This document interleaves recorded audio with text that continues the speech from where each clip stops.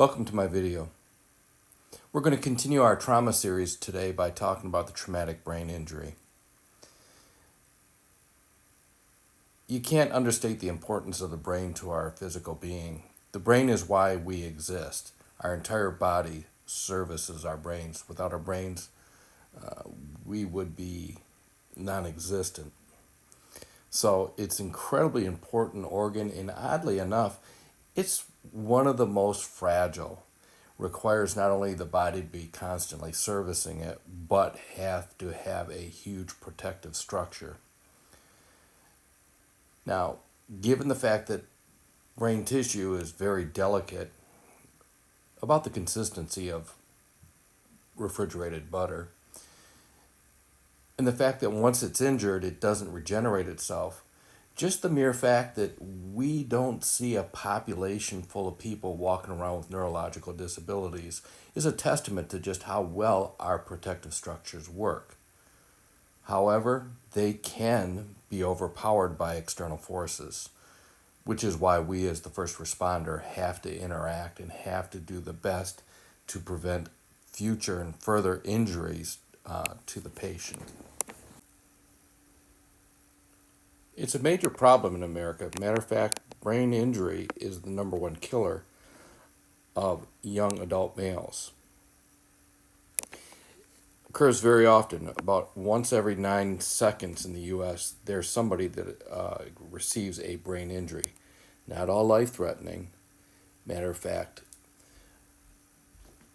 3/4 of the brain injuries are considered to be mild, but that 1/4 could be a life threat to the tune of about 187 deaths on average daily.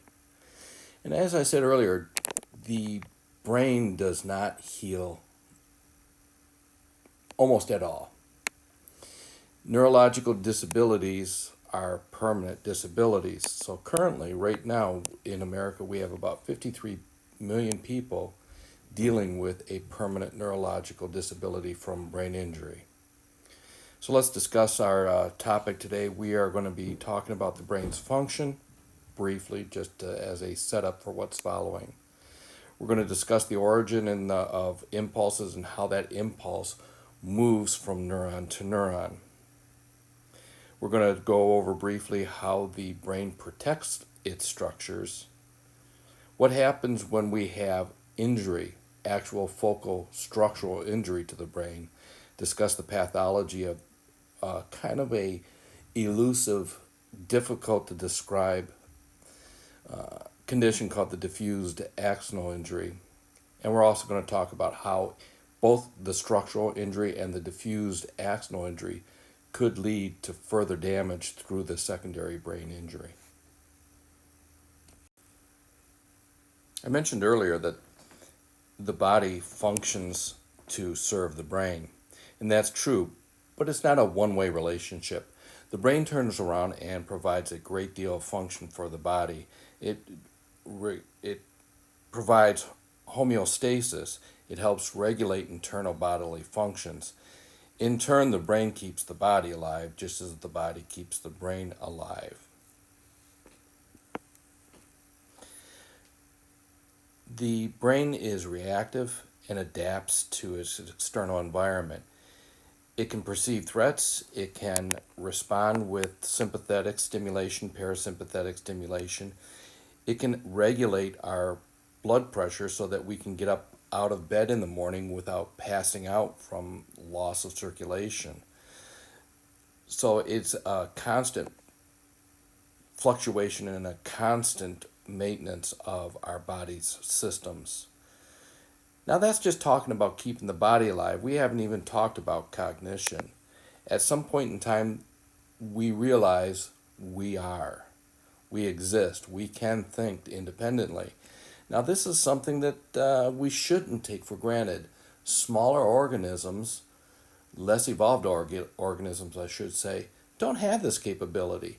If you're dealing with something that's as primitive as, say, a reptile, they're pretty much nothing more than a brain stem with a tail. They don't have a lot of cognition. They run on instinct. If you kind of sit to yourself and think, what is that frog thinking? He's not. Cognition is something that is possessed by animals that have a cortex. We possess the ability for executive functioning. What this means is not only do we realize that we exist, but we can achieve goals. We can see a goal and map out a strategy to achieve that goal. At a very fundamental level, we get up every morning, we get ourselves dressed. We're able to anticipate the fact that we have a 20-minute travel time to our appointment, and we can organize ourselves to leave 20 minutes before our appointment time and get there just on time. Right? We also possess high order thinking skills, which is what we're doing right here now in college. In schools, we're being contemplative. We're thinking about things such as the structure of the universe. We're looking into the body. We're talking about technological issues. And furthermore, what we spend a bulk of our time is learning to think critically. It seems like we spend so much of our time talking about that, but the ability to create new things that didn't exist before, that's something that's fundamentally fantastic. The ability to think critically, oddly enough, is not associated with IQ. Somebody that's extremely bright, you would think is capable of looking up at the stars and contemplating something that's new and is original. It's not necessarily the case. It's not associated with an IQ. You can be somebody that's relatively not creative, even if you're extremely bright. But creative thinking is something, again, that you can learn. You can make those lofty... don't you think this is a little highbrow for this crowd?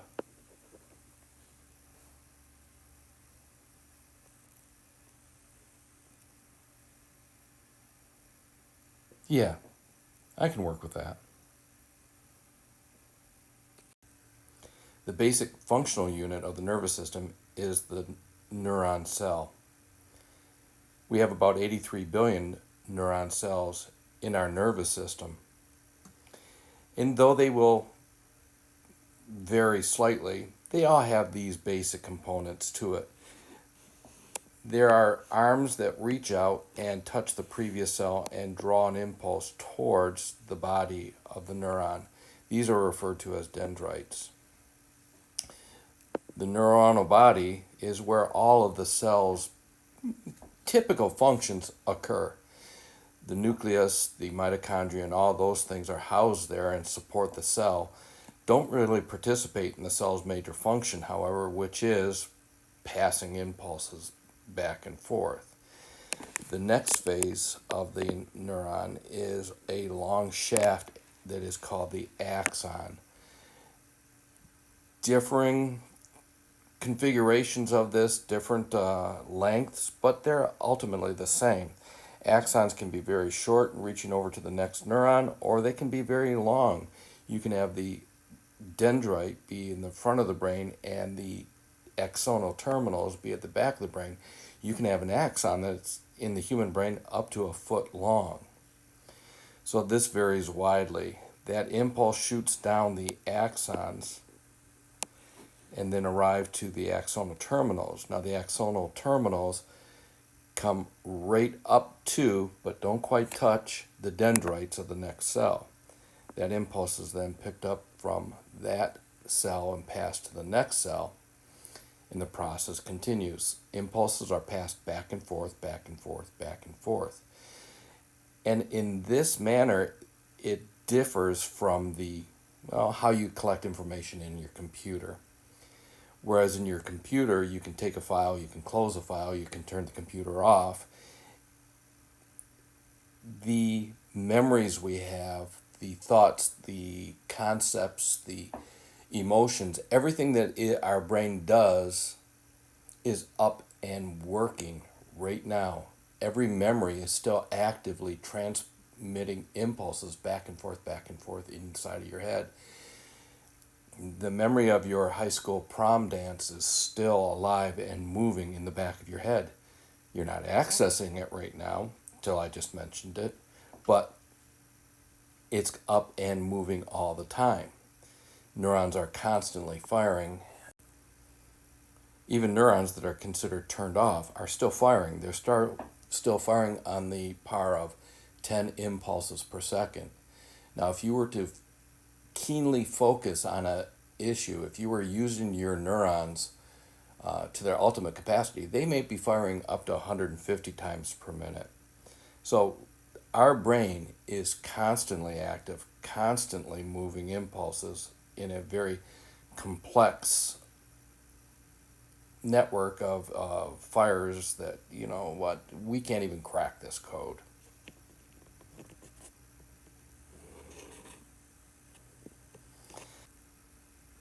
I mentioned earlier that the axonal terminal almost touches the dendrite of the next neuron. There's a tiny little gap in between the axon terminal and the dendrite of the next cell. We call that the synapse. And here's a representation of that synaptic cleft, or that synaptic space. The impulse we've talked about travels down this neuron, and when it gets to the plate on the end of the axonal terminal, it allows these neurotransmitters to move out of these organelles and fill that synaptic space. They'll eventually work their way over to the dendrite, where there are several receptors waiting to accept that neurotransmitter. Once that neurotransmitter locks into the receptors, then it signals that accepting dendrite to take that impulse and continue it on down its neuron. So what we have here is an electrical impulse converts over to chemical, and then the chemical action converts back to electrical impulse. And this is the way an impulse jumps from one neuron to the next neuron. Now, if that was the end of the story, that'd be very easy. But that's not the end of the story. What we have to understand about this is it's not a one-to-one relationship. Every firing of the axon doesn't trigger an impulse by the dendrite. It may take multiple fires to fill this synaptic space with enough neurotransmitter to make the dendrite area accept the impulse and transfer it down the dendrite. Exactly what's the magic number? Well, it fluctuates. We can't pin it down to any one number. It fluctuates. It depends on the condition of this accepting neuron. That dendrite there may take 2 or 3 fires, but if today it seems to be excited for some reason, it might be 1. If it's very inhibited, it might take 10. We don't know exactly. There's not a set threshold for neurotransmitter in that synaptic cleft. Okay. Now, what can make the dendrite and the accepting neuron excited? What can make it inhibited? Well, that comes down to action potential. We've discussed the action potential in class. We know that when the cell is inactive, the polarity inside the cell is relatively negative compared to the outside environment. That's because we have potassium inside the cell, but not as much as we have potassium inside the cell, but not as much as we have sodium outside the cell. So relatively speaking, when the cell is not active, it's setting at a relatively negative polarity. As an impulse gets close to this cell membrane, the polarity starts to increase slightly until it hits this threshold. When it hits this threshold, then all the gating proteins for the sodium, we call them sodium channels, open up and allows all that sodium to leak in. And that's what causes the action potential. This is just a refresher because we've talked about this. If for some reason sodium is allowed to leak into the neuron cell, well, what that's going to do for the action potential is that's going to elevate this action potential from here up to here. So, sodium leaks in, our polarity elevates. That means it's liable to fire faster. So by letting sodium leak into the neuron, we have an excitatory action. It's going to make the cell fire faster and more frequently. The converse is true. If for some reason that sodium is not allowed to leak into the cell, then polarity isn't going to increase and we're not going to have more rapid firing. Less sodium actually means that we're going to have a lower polarity. Lower polarity means that we will fire later, not earlier. So this is going to have an inhibitory effect. So whether that dendrite fires from an impulse coming from the preceding axon relies upon a synaptic balance.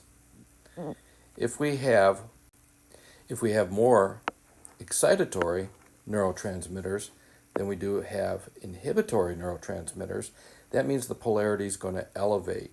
And more likely that when the preceding axon sends its neurotransmitter, that this neuron is going to respond to it by firing.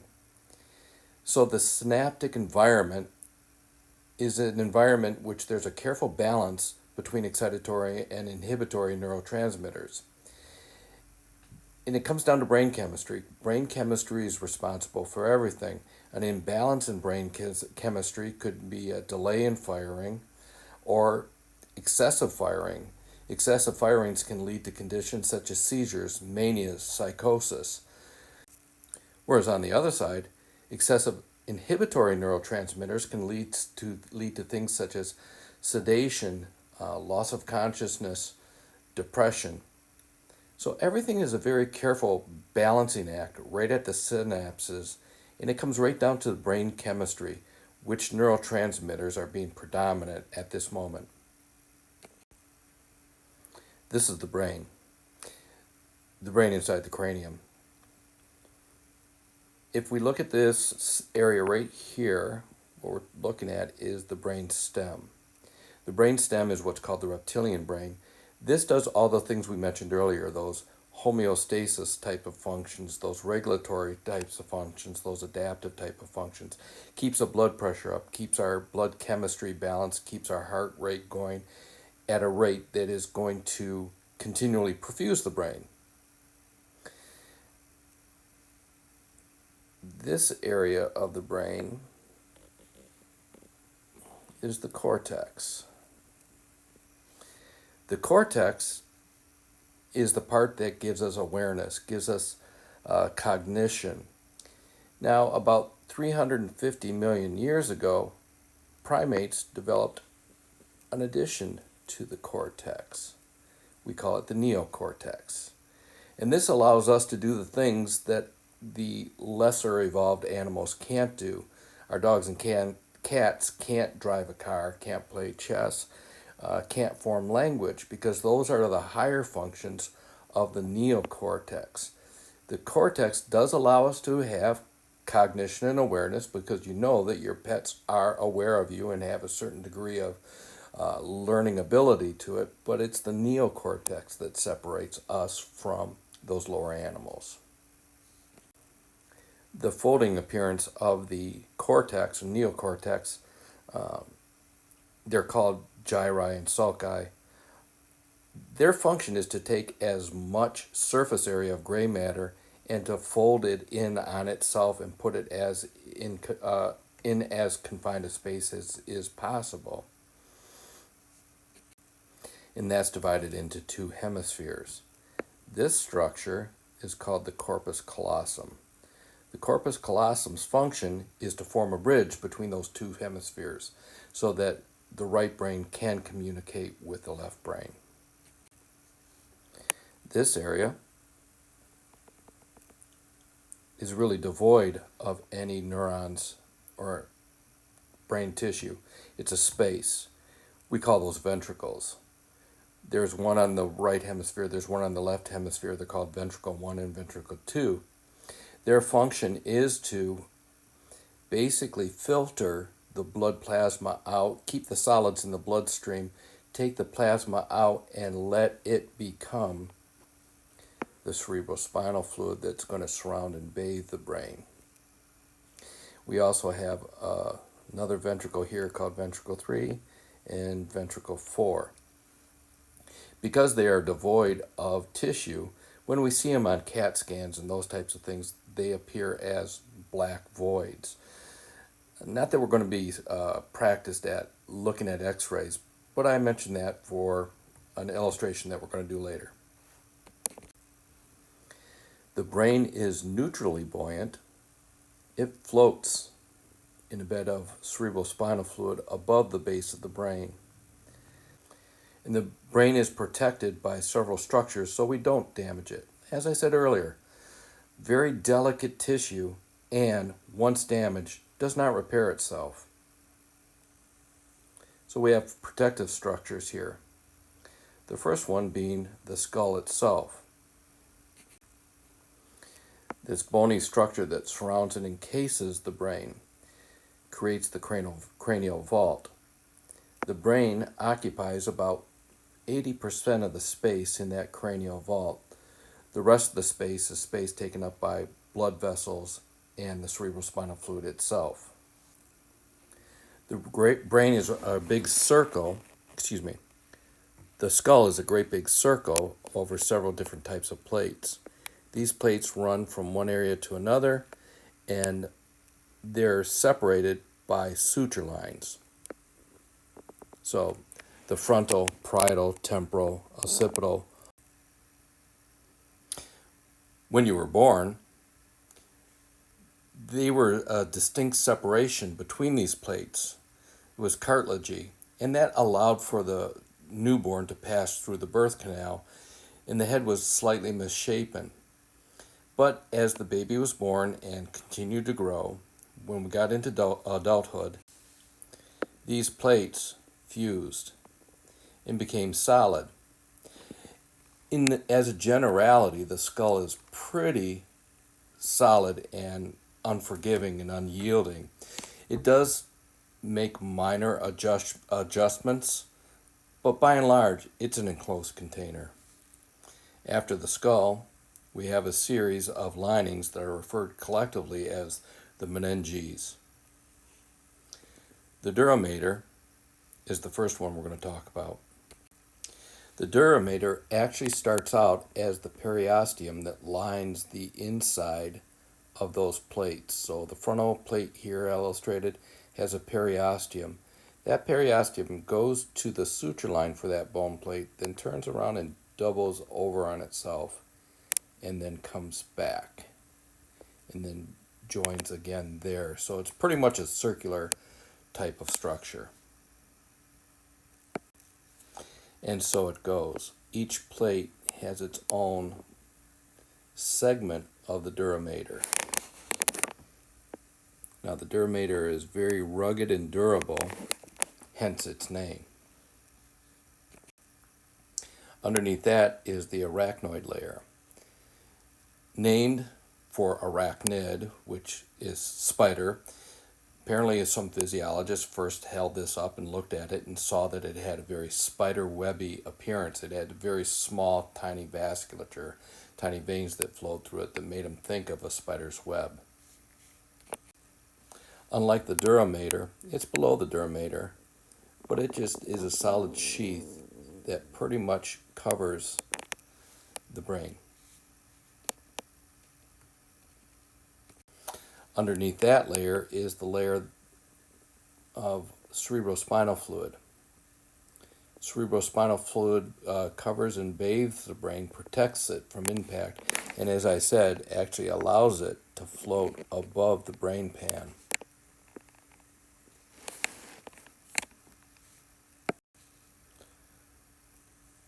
The last layer is the pia mater, which is very thin and delicate and lies on the surface of the brain itself. Once again, cerebrospinal fluid then flows between these two layers, between the arachnoid and the pia mater.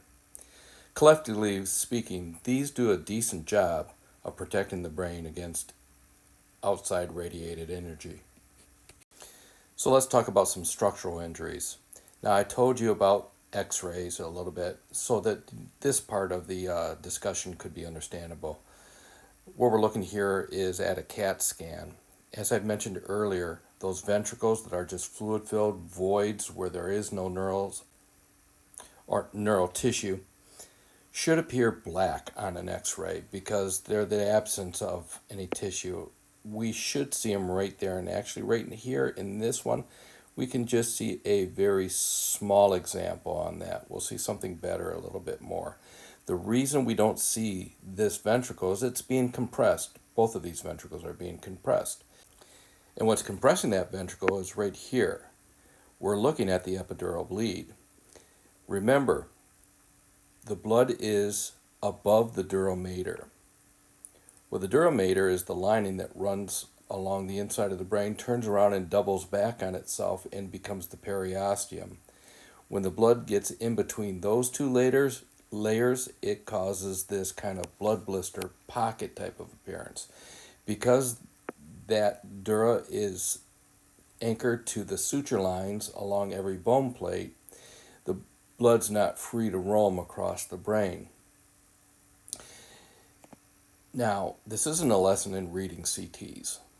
The reason I mention this is the epidural bleed has its own properties. The epidural bleed tends to look like this. The patient has an impact. He loses consciousness. Eventually regains his consciousness. But over time, this bleed starts to occur and this starts to form. So we have an initial return of mentation. Patient is oriented, but over a brief period of time, minutes to hours, they become symptomatic. Okay. LOC might slowly decrease again.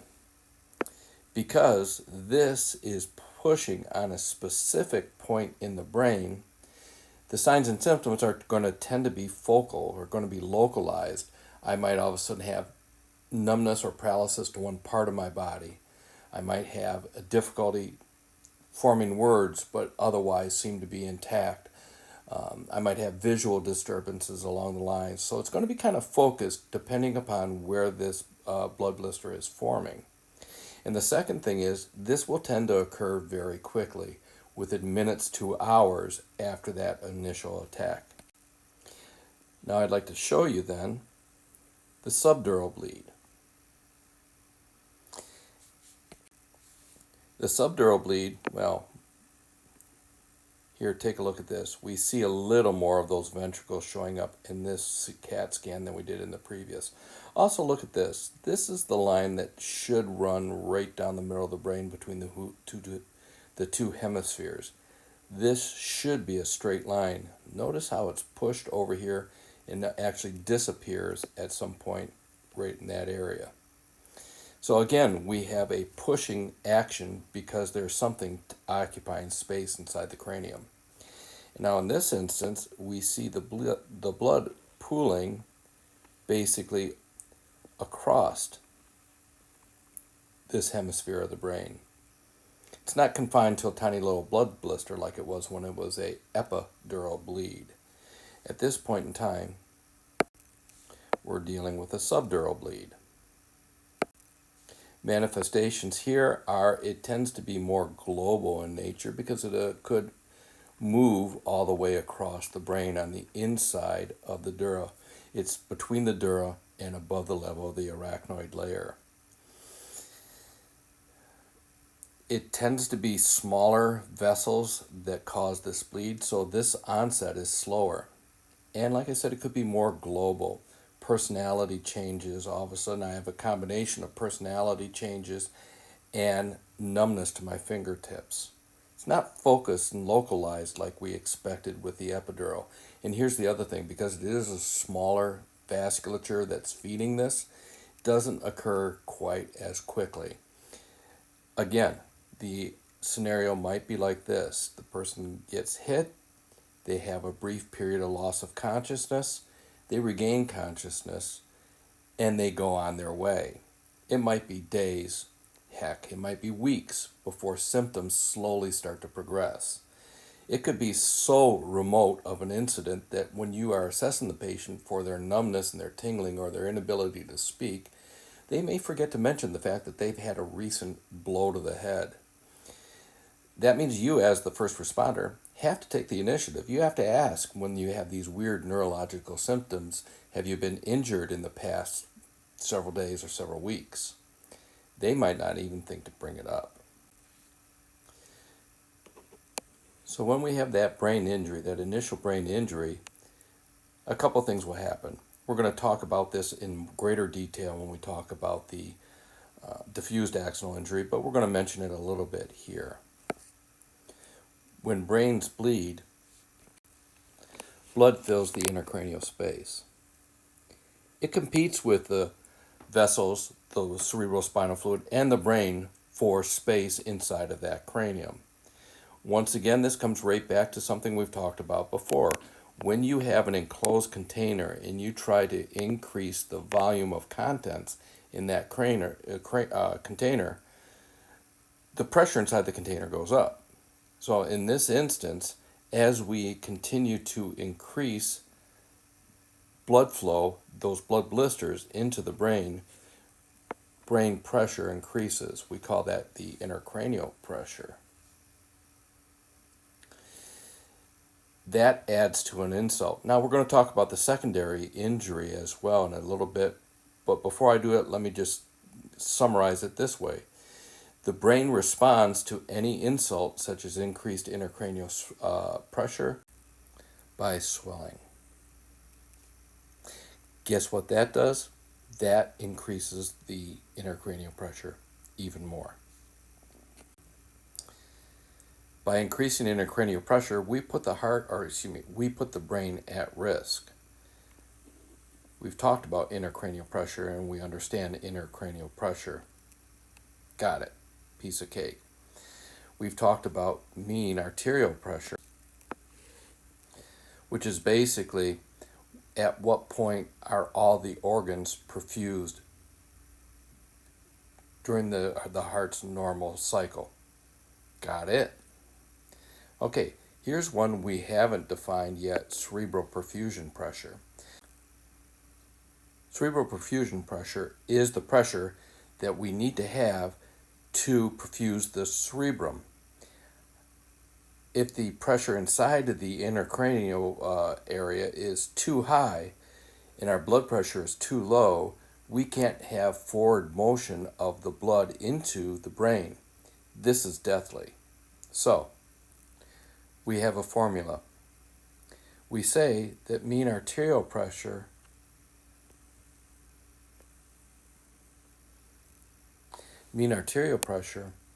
minus intracranial pressure equals cerebral perfusion pressure.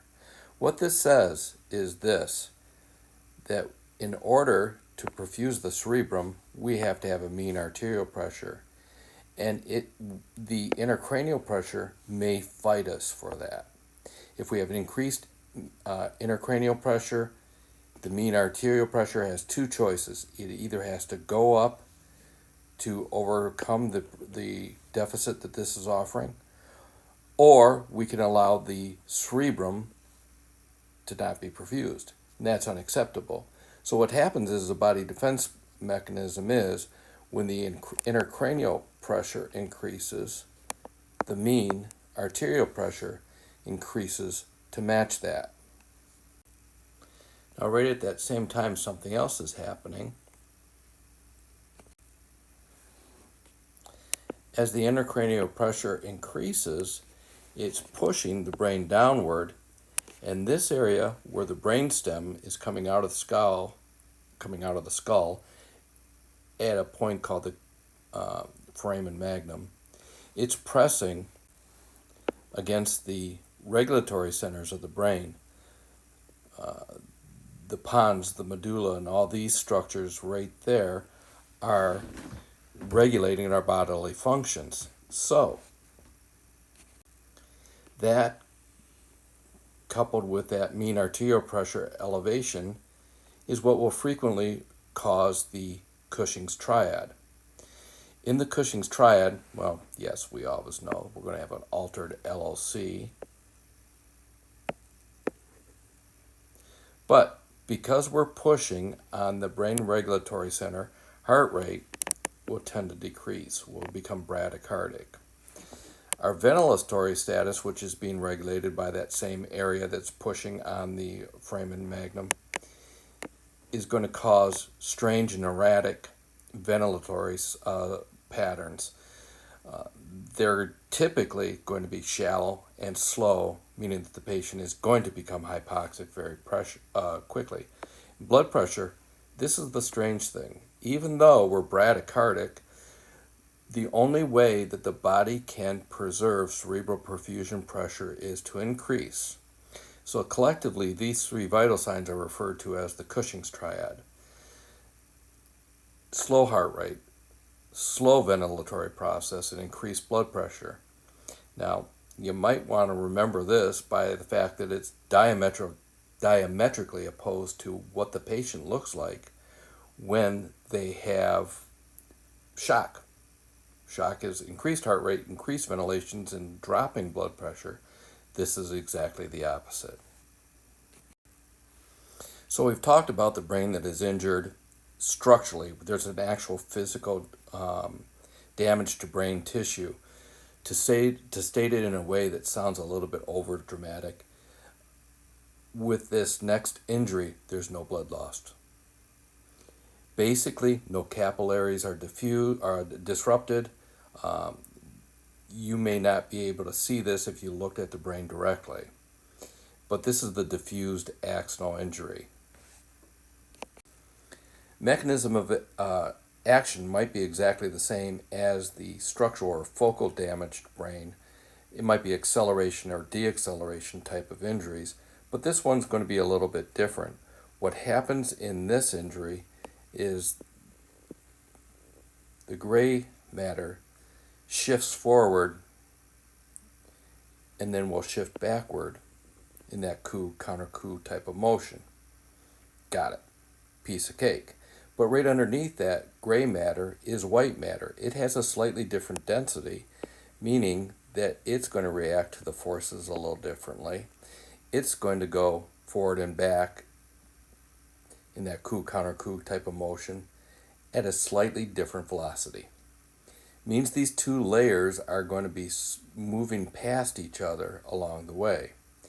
The problem with that is the neuron and dendrites are in the gray matter. Their axons extend down into the white matter. When we have a moving and shifting of these two layers, that could put force right there on that axon, stretch it, and break it. Well, that's sad. You just lost that neuron. Guess what? It gets worse.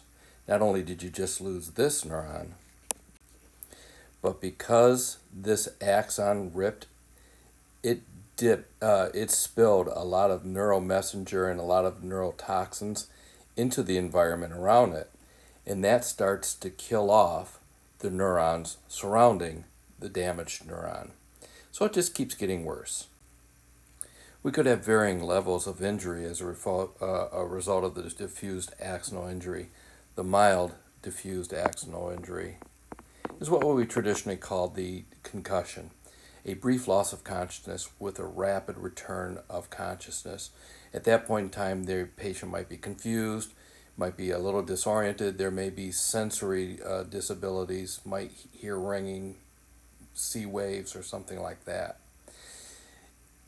Now, in this instance, the patient is typically drowsy, fatigued. They have both antegrade and retrograde amnesia. Antegrade amnesia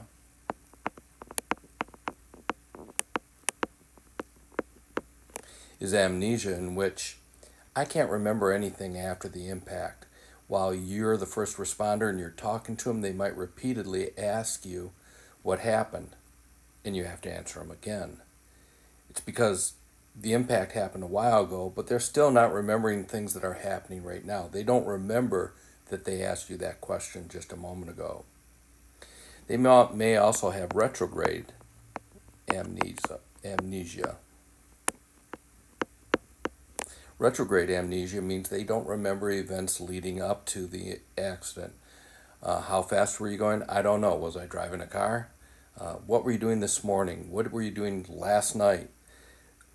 Any degree of things might be forgotten. You tend not to forget like long-term memory things such as your name and your address, but you may not remember what happened to you this morning. Your short-term memory your short-term memory may be lost.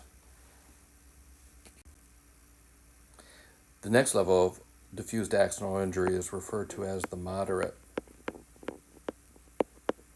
diffused axonal injury. The distinction between the mild and the moderate is, first off, the length of time in which the patient is unresponsive. You have the initial impact. Now you may be unresponsive for an hour or so, as opposed to just minutes or not at all, as in the mild. So there is a longer unresponsive period. It's much the same way. The level of consciousness tends to come back quickly. When it comes back quickly, same thing, confusion, drowsiness, nausea, all those type of things that go with the mild.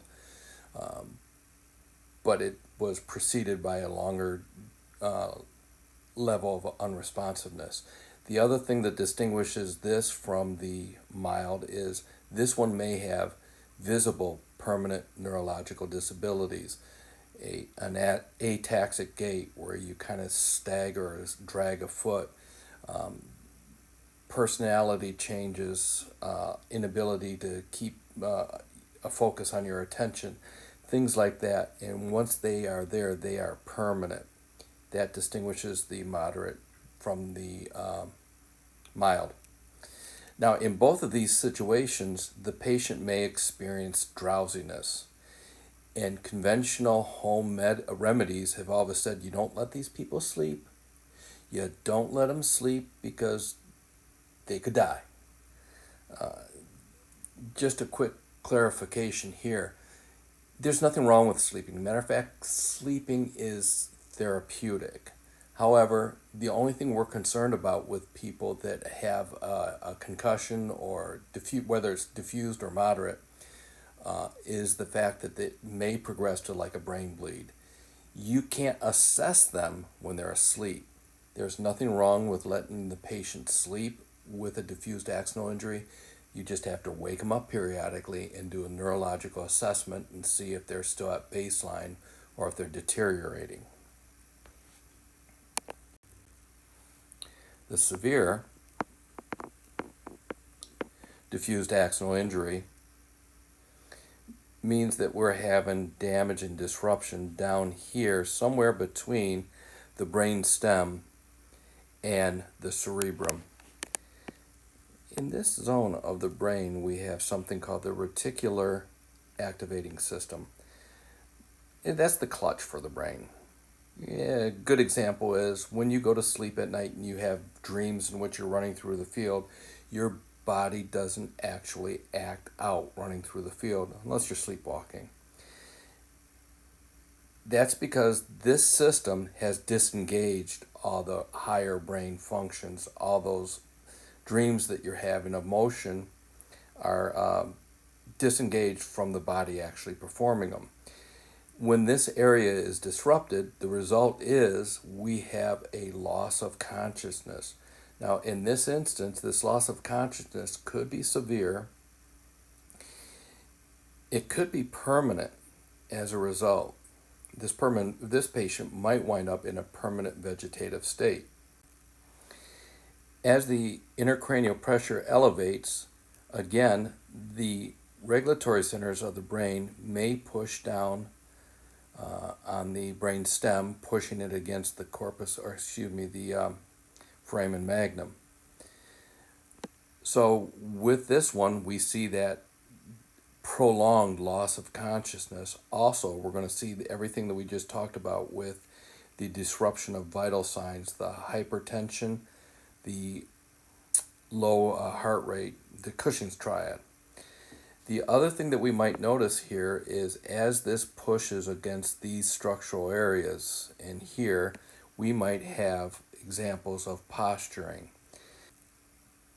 In both postures that you've talked about, the result is we have a separation that's occurring lower in the brain.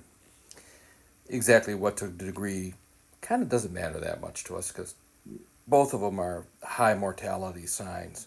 Whether we're separating the brain stem from the core or we're just injuring the core a little higher up is the reason why we might be doing one of two type of posturings. We could be doing either decerebrate posturing or decorticate posturing, right?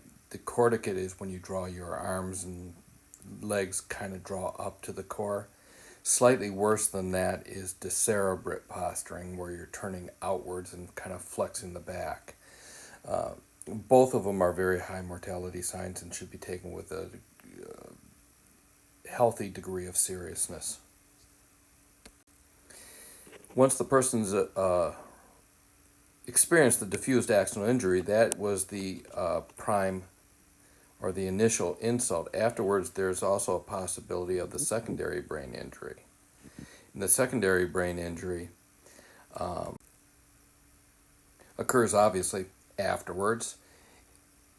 It's a response to that primary insult. There's either complications, either neurological complications or systemic complications. When this occurs, could occur minutes after the primary injury, or it could take up to days to evolve. We can't do anything about that primary injury. Don't forget, nerve cells don't regenerate. We can't get those nerve cells to heal, so whatever nerve cells are lost, they are permanently lost. The only option we have now when managing our patient is to mitigate the future injuries that are going to occur as a result of the secondary brain injury. Our goals when we do this, however, are going to be to make sure that we maintain a good cerebral perfusion pressure so that we can continually have a blood supply to the brain. One of the things that causes the secondary brain injury is brain ischemia. If we can keep the brain perfused, that's a good thing. But not only do we have to keep it perfused, we have to keep it perfused with oxygen-rich blood. Now, don't forget, that patient could be hypoventilating as a result of their brain injury. So managing airway and managing blood pressure becomes a huge part of our management of the secondary brain injury.